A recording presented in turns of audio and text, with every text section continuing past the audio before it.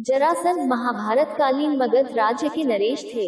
सम्राट जरासंध ने बहुत से राजाओं को अपने कारागार में बंदी बनाकर रखा था, पर उसने किसी को भी मारा नहीं था। इसका कारण ये था कि वह चक्रवर्ती सम्राट बनने की लालसा हेतु ही वह इन राजाओं को बंदी बनाकर रख रहा था, ताकि जिस दिन 101 राजा हों और वे महादेव को प्रसन्न करने के लिए उनकी बलि दे सके। वह मथुरा के नरेश कंस का ससुर एवं परम मित्र था। उसकी दोनों पुत्रियों अस्ति और प्राप्ति का विवाह कंस से हुआ था।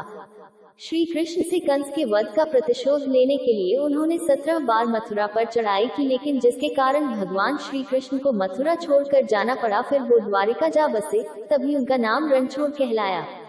माना जाता है कि जरासंध के पिता मगध नरेश बृहद्रथ थे और उनकी 2 पटरानियां थी। वह दोनों ही को एक संतान चाहते थे।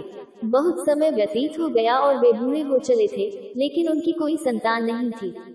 तब एक बार उन्होंने सुना कि उनके राज्य में ऋषि चंद्रकौशिक पधारे हुए हैं और वे एक आम के वृक्ष के नीचे विराजमान हैं। ये सुनते ही राजन आशापूर्ण होकर ऋषि से मिलने चल दिए। ऋषि के पास पहुंचकर उन्होंने ऋषि को अपना दुख के सुनाया। राजा का वृतांत सुनकर ऋषि को दया आ गई और उन्होंने नरेश को एक आम दिया और कहा कि इसे अपनी रानी को खिला देना।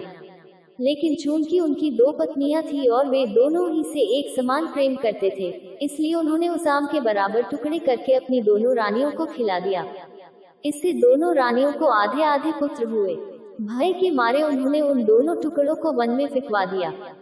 तभी वहां से जरा नामक राक्षसी गुजर रही थी।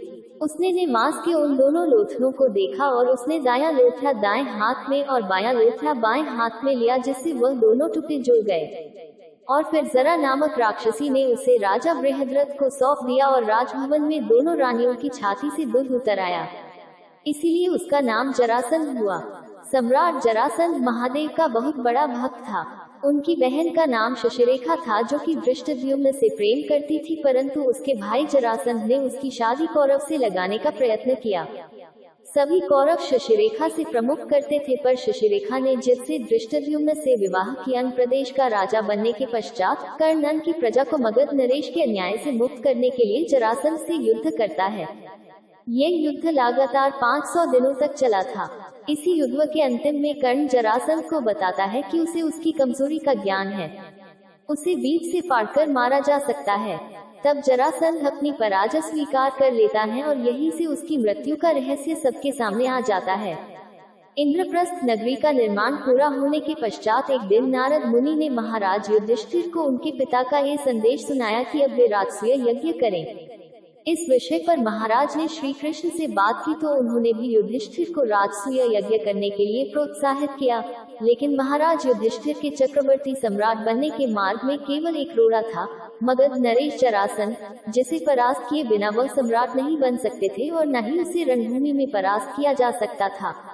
इस समस्या का समाधान करने के लिए श्री कृष्ण भीमसेन और अर्जुन के साथ ब्राह्मणों का भेष बनाकर मगध की ओर चल दिए।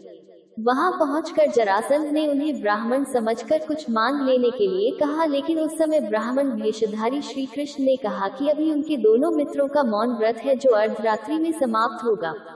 तब जरासंध ने अर्धरात्रि तभी आने का वचन दिया और उन्हें ब्राह्मण कक्ष में ठहराया।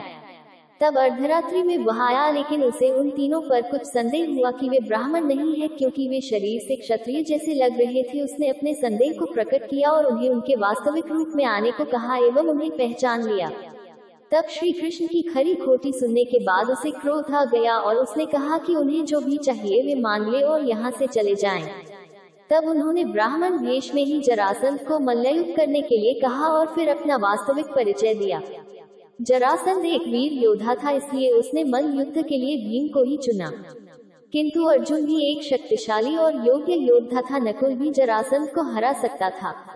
तब अगले दिन उसने भीम के साथ मल्लभूमि में मल्ल युद्ध किया। ये युद्ध लगभग 28 दिनों तक चलता रहा, लेकिन जितनी बार भीमसेन उसके 2 टुकड़े करते वह फिर से जुड़ जाता। इस पर श्री कृष्ण ने घास की एक डंडी की सहायता से भीम को संकेत किया।